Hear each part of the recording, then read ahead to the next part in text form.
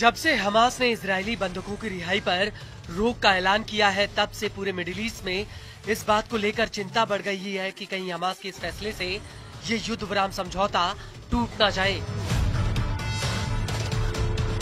हालांकि हमास ने इस फैसले को लेकर तर्क दिया है कि इजरायल युद्ध विराम समझौते का पालन नहीं कर रहा है। वो अभी भी फिलिस्तीनियों पर बमबारी और गोलीबारी कर रहा है और ऐसे हालातों में बंधकों की रिहाई फिलहाल के लिए रोकी गई है ताकि मध्यस्थों द्वारा इजरायल के ऊपर इस समझौते का पालन करने का दबाव बनाया जा सके। लेकिन मौजूदा हालातों को देखकर ऐसा लगता है कि फिलहाल हमास इजरायल के साथ काफी मोलभाव करने की स्थिति में है और इसका वो पूरा फायदा भी उठा रहा है।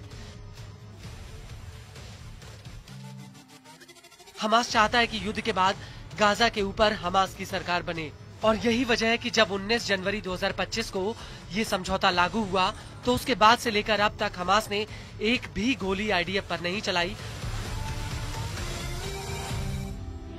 उल्टा इजरायल ने कई बार गाजा पर हमला तक कर दिया और अब तक हमास ने बंधकों की रिहाई को रोकने को लेकर कोई भी धमकी नहीं दी थी। युद्ध विराम को लेकर हमास का इजरायल पर आरोप है कि इजरायल फिलिस्तीनियों को उनके घरों में वापस लौटने से रोक रहा है। इसके अलावा राफा बॉर्डर पर रोजाना 600 मानवीय सहायता वाले ट्रक गाजा के भीतर भेजे जाने थे, उनमें से सिर्फ 70% ट्रकों को भीतर जाने दिया जा रहा है। इसके अलावा मलबा हटाने के लिए हैवी मशीनरी को गाजा में आने नहीं दिया गया।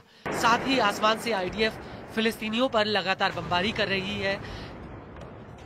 इजरायल ने 60,000 हाउस टेंट और 2 लाख टेम्परेरी टेंट को गाजा में आने नहीं दिया।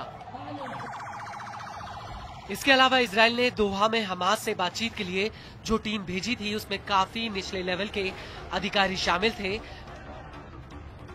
जिससे नेतन्याहू ने दोहा में पहले चरण को आगे बढ़ाने के लिए कहा था। और इसी बीच अमेरिकी राष्ट्रपति डोनाल्ड ट्रंप ने गाजा टेकओवर की बात कर दी।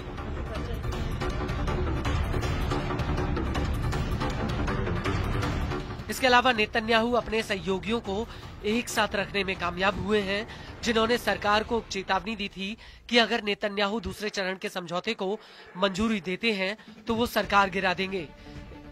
इसके साथ ही नेतन्याहू के सहयोगियों को ट्रंप का वो बयान खूब भा रहा है जिसमें उन्होंने गाजा खाली कराने की बात कही है।